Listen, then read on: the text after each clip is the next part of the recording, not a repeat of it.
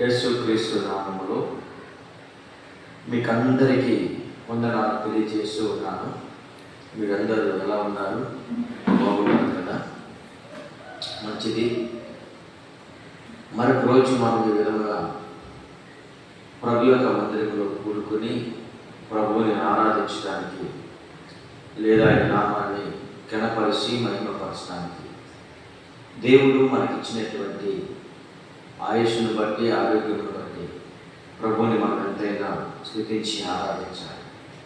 ఈరోజు ఆదివారము కనుక మీరు త్వరపడి ప్రభు మందిరానికి రావటానికి సిద్ధపడండి. సమయము లేదు, సమయము ఆసన్నమైపోతుంది. వస్తానన్నవాడు త్వరగా రాక మానడు. కనుక ఆయన రాకకు మనం త్వరపడి ప్రభు మందిరానికి వెళ్ళి ప్రభువుని ఆరాధించి మహిమపరచుదాం. దినములు చెడ్డవి కనుక సమయాన్ని ఓనివ్వక సద్వినియోగం చేసుకునండి. అజ్ఞానం వలె కాకుండా జ్ఞానం కలిగి నడుచుకునండి అని ప్రభు యొక్క వాక్యము మనకి తెలియజేస్తుంది. ఈరోజు ఒక చిన్న విషయాన్ని మీ ముందు పెట్టాలని ఆలోచన కలిగి ఉన్నాను. ఒక వాగ్దానంతో కూడినటువంటి మాటలు మనము ధ్యానం చేస్తూ ఉన్నాం. వాగ్దానము ఇది ప్రభు ఇచ్చినటువంటిది. ప్రభు ఇచ్చిన వాగ్దానము ఖచ్చితంగా ప్రభు నెరవేరుస్తూ ఉంటాడు. నీ జీవితాల్లో, నా జీవితాల్లో, మన జీవితాల్లో దేవుడు చేస్తున్నటువంటి ఆ వాగ్దానాలను గట్టిగా చేపట్టుకొని ప్రభుని మనం ఆరాధిస్తున్నప్పుడు ప్రభు ఆ కార్యాలను చేస్తాడు. దావీదు కీర్తనాకారుడు రాజు అయిన తర్వాత రాజు దగ్గరికి వచ్చి ప్రజలు అంటున్నారంట. ఏమని అంటున్నారంటే, యెహోవా మందిరమునకు వెళ్ళుదామని జనులు నాతో అనినప్పుడు నేను సంతోషించితిని అంటున్నాడు. చూడండి, 122వ కీర్తన మొదటి వచనాన్ని నేను చదువుతున్నాను, మీరు కూడా చదువుతున్నారు. మంచిది. ఈ కీర్తనలో చక్కటి విషయాన్ని రాయబడి ఉన్నది. యెహోవా మందిరమునకు వెళుదము రండి, వెళుదము రండి, ఇలాంటి వెళుదమని జనులు నాతో చెప్పినప్పుడు, అంటే జనులు ప్రజలు నాతో చెప్తున్నప్పుడు నేనేం చేస్తున్నానంటే సంతోషిస్తున్నాను. చూడండి, ప్రజలు ఎక్కడికి వెళుతున్నామని వాళ్ళు చెప్తున్నారంటే దేవుని మందిరానికి వెళుతున్నామంటున్నారు. నిజమే. ఈరోజు దేవుని మందిరానికి వెళ్ళేవారు, దేవుని మందిరానికి వెళదామనుకునేవారు, వెళ్ళి ప్రభువుని ఆరాధించేవారు, ప్రభువుని మహిమపరిచేవారు దావీదు కీర్తనాకారుల దగ్గరికి వెళ్ళి వాళ్ళు చెప్తున్న విషయం బట్టి దావీదు అంటున్నాడంటే, నీకున్నటువంటి వెసులుబాటు నాకు కూడా ఉంటే చాలా బాగుండేది కదా అనుకుంటున్నాడు. దేవునికి మహిమ కలుగును గాక. చూడండి, నీకున్న వెసులుబాటు నాకుంటే బాగుండేది. ఒకప్పుడు నేను అరణ్యంలో గొర్రెలు కాస్తూ చితారా చేపట్టుకుని ప్రభువుని నేను లేయి పగలు కూడా, అంటే రాత్రులు పగలు కూడా ప్రభుని ఆరాధిస్తుండేవాడిని, ఘనపరుస్తుండేవాడిని, మహిమపరుస్తూ ఉండేవాడిని. కానీ ఇప్పుడు జరిగిన విషయం ఏంటంటే నాకు అధికారం వచ్చింది అని కూడా అనట్లేదు. కానీ ఆయన నేను రాజులై ఉన్నాను, ఇశ్రాయేలు 12 గోత్రములను పరిపాలించగలిగినటువంటి అభిషేకము, ఆశీర్వాదము, రాజ్యాధికారము నాకు వచ్చింది. మీకున్న ఎసులుబెట్టు నాకుంటే నేను కూడా ఇంకా బాగుండేది కదా, నేను కూడా వచ్చి ప్రభుని మీతో కలిసి ఆరాధించడం కదా అన్నట్లుగా ఆయన మాట్లాడుకుంటూ వస్తున్నాడు. ఏమైనా దేవుని ప్రజలారా, ఈరోజు ప్రభు మందిరానికి వెళుతున్నామని కానీ, ప్రభు మందిరానికి వెళ్ళేవారిని చూస్తున్నప్పుడు సంతోషించేవారిని కానీ చూస్తుంటే నేను కూడా చాలా సంతోషిస్తూ ఉంటాను. ఎందుకంటే ఈ లోకంలో చాలామంది జనులు చెప్తున్న విషయం ఏంటంటే, నేను ప్రభు మందిరానికి వెళుతున్నామని వాళ్ళు చెప్తున్నారు, ఇది పరిశుద్ధ గ్రంథంలో. కానీ ఈ లోకంలో చెప్తున్న వాళ్ళు ఏమని చెప్తారంటే, ఈ లోకంలో ఉన్న ప్రజలు నేను దేవుని మందిరానికి వెళుతున్నామని చెప్పరంట. ఇదిగో నేను ఎక్కడికి వెళుతున్నానంటే అలానా చోటకి నేను ఈరోజు ఆదివారము, ఈరోజు సెలవు కనుక ఎంజాయ్ చేయడానికి, లేకుంటే ఏదో ఆ యొక్క బ్యారేజీల దగ్గరికి వెళ్ళి చూడటానికి, ఆ బీచ్ల దగ్గరికి వెళ్ళి చూడటానికి వెళుతున్నాము, మీరు కూడా వస్తారని అడుగుతారంట.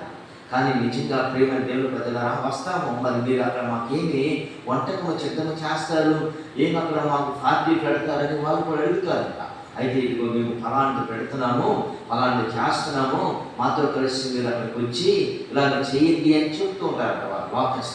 కానీ ప్రభు యొక్క వాక్యములు చెప్తున్న మాట తెలుసా, అది వ్యర్థమైనది. కానీ ప్రభు యొక్క వాక్యములో జనులు యెహోవా మందిరమునకు వెలుగమని జనులు నాతో అనినప్పుడు నేను సంతోషించి తిని అంటున్నారు. అవును, చూశారండి, ప్రభు మందిరానికి వెళ్తున్నామంటే సంతోషించండి తప్ప ఎక్కడికో బీచ్ వెళ్తున్నామనో, లేదా బ్యారేజ్కి వెళ్తున్నామనో, ఏదో తోటలోకి వెళ్తున్నామనో, హోటల్లోకి వెళ్తున్నామనో, లేదా ఎంజాయ్ చేద్దామనో, పార్టీ చేసుకుందామనో ఇలాంటి విషయాలు చెప్పుకునేవారు ఎక్కువ. ఇలాంటి చోట్ల వెళ్దాం అనుకుంటున్నప్పుడు చిత్తపడి వెళ్ళేవారు కూడా చాలామంది ఎక్కువ. అది అర్థమైనది. అది ఎందుకంటే అల్లరితో కూడిన ఆటపాటలు అక్కడ జరుగుతాయి. మీరు వెళ్తున్నారు చూడండి, ఆ వెళుతున్నటువంటి ఆ కార్యక్రమాలు ఈ రోజుల్లో ప్రియమైన దేవుని ప్రజలారా, ఆదివారం వచ్చేసరికి ఆదివారం కూడా క్రైస్తవ విశ్వాసులు ఏం చేస్తున్నారో తెలుసండి, దేవుని మందిరాన్ని విడిచిపెట్టి దేవుని మందిరానికి వెళ్ళటానికి బదులుగా వీళ్ళు కూడా ఏదో బీచ్కి వెళ్ళటమో, లేకపోతే ఏదో ఒక బ్యారేజీకి వెళ్ళటమో, లేకపోతే తోటలకో హోటళ్ళకో ఎక్కడికో వెళ్ళి వీళ్ళ వెళ్ళటమే కాకుండా 10 మందిని పోగు చేసుకెళ్తున్నారు. వీళ్ళు కూడా ఒక పెద్ద బుల్లోరా పెట్టుకుంటారు, లేకపోతే పెద్ద లారీ పెట్టుకుంటారు. మేము వెళ్తున్నాం అలా చోటకి, మాతో రండి, మీరు కూడా కలిసి అక్కడ మాతో కలిసి అక్కడ ఏం చేద్దామంటే అక్కడ మేము పెద్ద మేకపోతున్నా గొర్రెపోతున్నా పట్టుకెళ్తున్నాం, వాటిని మనం ఏం చేద్దామంటే ఉదించుకొని కోసుకొని అక్కడ తిని వద్దాం రండి అని తీసుకెళ్ళి వారు కూడా చాలా మంది ఉంటారు క్రైస్తవ విశ్వాసం. ఆదివారం వస్తే అలాంటి చోట కాదు మీరు తీసుకెళ్ళేది. ధర్మశాస్త్రం ఏమి చెప్తున్నా తెలుసా, నువ్వు ఎంత దూరంలో ఉన్నా, ఎంత లాంగ్వేజ్లో ఉన్నప్పటికీ కూడా నువ్వు ఎక్కడికి రావాలంటే దేవుడు సిద్ధపరిచిన స్థలానికి రావాలంట. దేవుడు సిద్ధపరిచిన స్థలానికి, ద్వితీయోపదేశ కాండములో ఉంటాయి ఆ మాటలు. దేవుడు సిద్ధపరిచిన స్థలానికి వచ్చాక మీరు, మీ ఫ్యామిలీ, సంఘము, సంఘం యొక్క విశ్వాసులు, సంఘం యొక్క కాపరి, మీరంతా కలిసి దేవుని మందిరానికి వచ్చి దేవుని మందిరంలో దేవుని ఘనమైన వాడు కనుక, దేవుడు ఉన్నతమైన వాడు కనుక, దేవుడు ఆత్మ కనుక ఆయన ఆరాధించేవారు ఆత్మతో సత్యముతో ఆరాధించాలని వాక్యము చెబుతుంది కనుక దేవుని ఆరాధించడానికి మనం దేవుని మందిరానికి వెళ్ళి ఆయన ఏర్పాటు చేసినటువంటి ఆ స్థలానికి వెళ్ళి అక్కడ మొక్కుబడులన్నీ కూడా చెల్లించుకొని, అక్కడ వధించుకొని, అక్కడ చక్కగా దేవుని ఆరాధించుకొని అందరూ కలిసి సమిష్టిగా వాళ్ళు ఆహారమును తీసుకోవాలని ధర్మశాస్త్రము చెబుతుంది. అయితే ఇప్పుడు ఈ ప్రజలు ఏం చేస్తున్నారు తెలుసా, దేవుని మందిరానికి వెళ్ళటానికి బదులుగా, దేవుని సావాసానికి వెళ్ళటానికి బదులుగా ఎక్కడికెక్కడికో వీళ్ళు తిరుగుతున్నారు. వీళ్ళు తిరగటమే కాకుండా అనేకమైన వారిని పోగు చేసుకుని, అనేకమైన వారిని సమకూర్చుకొని అలాగని వెళ్ళి అలాగన ఆ కార్యాలు చేసుకుంటూ వస్తున్నారు. కానీ ప్రభు యొక్క వాక్యము దానికి విరోధముగా ఉంటుంది. అది ప్రభు యొక్క వాక్యానికి వ్యతిరేకముగా వారు కార్యాలు చేస్తున్నారు. అది కరెక్ట్ అయినటువంటి పని కాదని వాస్తవానికి చెప్తున్నది.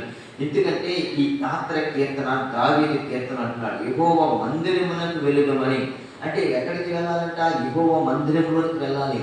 యెహోవా మందిరానికి ఎందుకు వెళ్ళాలి? మందిరంలో ఏముంది అంటే దేవుని లేఖనాలను చాలా చోట్ల మనం చూస్తామండి ప్రియులారా. దేవుని మందిరంలో దేవుని లేఖన భాగాలు అంటాడు, లేక దేవుని మందిరంలో అంట సంపూర్ణమైన సంతోషం ఉన్నట్ట. దేవునికి స్తోత్రం కలుగుగాక. దేవుని మందిరంలో సంపూర్ణమైన సంతోషం ఉన్నట్ట. అంతేకాదు అక్కడ అంటాడు, సంపూర్ణమైన సంతోషమే కాకుండా సుఖము, కష్టములు అన్నీ కూడా తొలగించబడతాయి, క్షేమము, ఆశీర్వాదం అన్నీ కూడా అక్కడ ఉంటాయని దేవుని యొక్క లేఖనాల్లో కీర్తనకాడు, అది కూడా దావీదు కీర్తనకాడు రాస్తున్నట్లుగా మనం చూస్తున్నాం. ఏమంటాడంటే నీ సన్నిధిని సంపూర్ణ సంతోషము కలదు అంటాడు. ఏమున్నాయి? దేవుని మందిరంలో ఏముంది అంటే సంతోషం ఉంది. అది ఎలాంటి సంతోషము? తిని తాగటం వలన కలిగే సంతోషము కాదు నా ప్రియమైన స్నేహితులారా. తిని తాగటం ద్వారా వచ్చే సంతోషము కాదది. తిని తాగటం ద్వారా వచ్చే సంతోషం కంటే అక్కడ ఏమొస్తుందంటే అల్లరి వస్తుంది, అల్లరితో కూడిన ఆటపాటలు. అంతేకాదు దాని ద్వారా సంతోషానికంటే బదులుగా అక్కడ ఏమొస్తుందంటే కలహాలు వస్తాయి, విభేదాలు వస్తాయి, కక్షలు వస్తాయి, కార్పణ్యాలు వస్తాయి. వాడు ఎక్కువ తిన్నాడు, వీడు ఎక్కువ తిన్నాడు, వాడికి ఎక్కువ పెట్టాడు, నాకు తక్కువ పెట్టాడు, వాడికి అదేస్తాడు, వాడికి ఇదేస్తాడు, ఇలాంటివి వస్తూ ఉంటాయి అలాంటి చోట్లకి వెళితే. కానీ అదే దేవుని మందిరంలోనికి జనులు వెళుతామని నాతో చెప్పినప్పుడు ఎందుకు సంతోషించానంటే, దేవుని మందిరంలో ఏముందంటే నీ సన్నిధిలో సంపూర్ణమైన సంతోషము కలదు, నీ కుడి చేతిలో నిత్యము సుఖములు ఉన్నాయి. చూడండి, దేవుని మందిరంలో ఏముందంటే ఒకటి సంతోషం ఉంది, రెండవది సుఖం ఉంది. అదే లోకస్తులుగా లేకపోతే క్రైస్తవులు కొంతమంది విశ్వాసులు కూడా ఆ రీతిగా వెళుతున్న వారి యొక్క కుటుంబాలలో కానీ లేకుంటే అక్కడ వెళుతున్నటువంటి కార్యక్రమాల్లో కానీ ఏముంటున్నాయంటే అల్లరితో కూడిన ఆటపాటలు ఉంటాయి. అక్కడ విభేదాలు, దేవుని నామాన్ని ఘనపరచడం ఉండదు, తినటము త్రాగటమే తప్ప వేరే ఉద్దేశాల్లో ఏమీ కాదు. కానీ ఈరోజు దేవుని యొక్క వాక్యంలో చెప్తున్న మాట, నాతో అనినప్పుడు నేను సంతోషించి తిని అంటున్నాడు దేవుని యొక్క దైవ సేవకుడైనటువంటి మోషే యొక్క కీర్తనకారైనటువంటి దావీదు గారు. యెహోవా మందిరమునకు వెళ్ళుదమని జనులు నాతో అనినప్పుడు నేను సంతోషిస్తున్నాను. ఎందుకంటే దేవుని సన్నిధిలో మందిరంలో ఏమంటున్నామంటే సంతోషం అన్నట. అంతేకాదు కుడి చేతులు ఉంటే సుఖాలు ఉన్నాయంట. ఇలాంటివి అనుభవించడానికి, ఇలాంటివి మనం పొందుకోవటానికి, ఇలాంటివి మనము అనుభవించడానికి ఎక్కడికి వెళ్ళాలి మనం అంటే దేవుని మందిరానికి. ఖచ్చితంగా నిత్యముగా నీవు అక్కడికి వెళితే ఈరోజు ప్రభుని ఏం చేస్తానంటే నీకు ఖచ్చితంగా ప్రభుని దీవిస్తాను, ఖచ్చితంగా దేవుడు నిన్ను ఆశీర్వదిస్తాడు. ఈ వాక్యము వింటున్నటువంటి నా ప్రియ జనాంగమా, నా ప్రియమైన దేవుని ప్రజలారా, ఖచ్చితంగా ఈరోజు ఆదివారం సమయానికి మందిరానికి వెళ్ళండి, సమయానికి మందిరానికి రండి, సమయాన్ని సద్వినియోగం చేసుకోనండి. దేవుని యొక్క వాక్యం చెప్తున్నట్లుగా. ఎందుకంటే దేవుని సన్నిధికి ఎందుకు వెళ్ళాలంటే 2 విషయాలు మీకు జ్ఞాపకం చేశాను. ఒకటి సంతోషం ఉంది, ఒకటి నిత్య సుఖములు. అంతేకాదు కుడి చేతిలో ఏమున్నాయంటే నిత్య సుఖములు ఉన్నాయని ప్రభు యొక్క వాక్యంలో చూస్తున్నాం. ఒకటి సంతోషం ఉంది, రెండోదేమో నిత్యములు ఆయన కుడి చేతిలో సుఖములు కలవంటున్నారు. నీకు సుఖము కలగాలన్నా, తర్వాత సంతోషము రావాలన్నా నీవు దేవుని మందిరానికి వెళ్ళి దేవుని ఆరాధిస్తున్నప్పుడు, దేవుని మహిమపరుస్తున్నప్పుడు, దేవుని స్తుతిస్తున్నప్పుడు, దేవుని గణపరుస్తున్నప్పుడు దేవుడు నీకు ఏం చేస్తాడంటే సంతోషాన్ని ఇస్తాడు, సుఖాన్ని ఇస్తాడు, దేవుడు ఆశీర్వాదాలు దేవుడు నీకు ఇస్తాడు. అధికమైన మేలుల చేత, అధికమైన కృప చేత నేను నింపుతుంటాడు. ఎందుకంటే అక్కడ దేవుని సన్నిధిలో అనుభవించేవి, దేవుని సన్నిధిలో నీవు పొందుకునేటువంటివి నువ్వు ఎక్కడికి వెళ్ళినా అవి నీవు పొందుకోలేవు. కానీ దేవుని సన్నిధిలో మాత్రమే నీ వాటిని పొందుకుంటావు. ఎందుకో తెలుసా? దేవుని సన్నిధిలో దేవుడు మనకి ఇచ్చేటువంటి దీవెన ఆశీర్వాదాలు ఎక్కడ ఉంటాయంటే దేవుని మందిరంలోనే ఉంటాయి. కనుక అక్కడ అంటున్నాడు దేవుని లేఖనాల్లో సమృద్ధి ఉంది దేవుని సన్నిధిలో అని కూడా మనం దేవుని లేఖనాలు చూస్తాం. సమృద్ధిని నీవు పొందుకోవాలని, సుఖాన్ని అనుభవించాలని, సంతోషాన్ని అనుభవించాలని దావీదు కూడా ఏమంటున్నాడంటే జనులు నాతో అనినప్పుడు సంతోషించాను. మీరు వెళ్ళండి అయ్యా, దేవుని మహిమపరచండి, దేవుని ఆరాధించండి, దేవుని స్తుతించండి, దేవుని గణపరచండి అని ప్రభు చెప్తున్నాడు. అతి కృప దేవుడు మీకు అందరికీ అనుగ్రహించును గాక. ఈ వాక్యము దేవుడు మన ఇంట్లో దీవించును గాక. ప్రార్థన చేస్తున్నాం. పరిశుద్ధములు నమ్మకములు పరలోకమందున్న మా తండ్రి, మీకు స్తోత్రాలు వందనాలు తెలియజేస్తూ ఉన్నాను. ఈ యొక్క మరొక రోజు ఈ రీతిగా మాతో మాట్లాడినందుకు మీకు వందనాలు. ఎందుకంటే యెహోవా మందిరమునకు జనులు వెలుగుమని నాతో చెప్పినప్పుడు నేను సంతోషించానని చెప్పావు ప్రభా. ఆ రీతిగా మీ ప్రజలు ప్రభా సమయాన్ని గుర్తించి, కాలాన్ని గుర్తించి వారు నీ మందిరానికి వెళ్ళేవారిగా చిన్నపరచండి. సమకూర్చిన నీ మందిరములు సంతోషము తండ్రి, అలాగనే కుడి చేతులు ఇచ్చే చుట్టములను అనుభవించి పొందుకోవటానికి అతి కృప చేత సంఘాన్ని బలపరచండి, ప్రజలు చిన్నపరచమని సమస్త ఘనత మహిమ ప్రభావాలను పొందుకొనమని మీ ప్రియ కుమారుడు రక్షకుడైన యేసుక్రీస్తు నామములో ప్రార్థించి మనల్ని పొందినాము తండ్రి. ఆమేన్. యేసు రక్తమే జయం, ప్రభు యేసు రక్తమే జయం, యేసు రక్తం సంపూర్ణ విజయం కలుగుగాక. అపవాదికి వీరంతా నాశనం కలుగుగాక. ఆమేన్. ఆమేన్.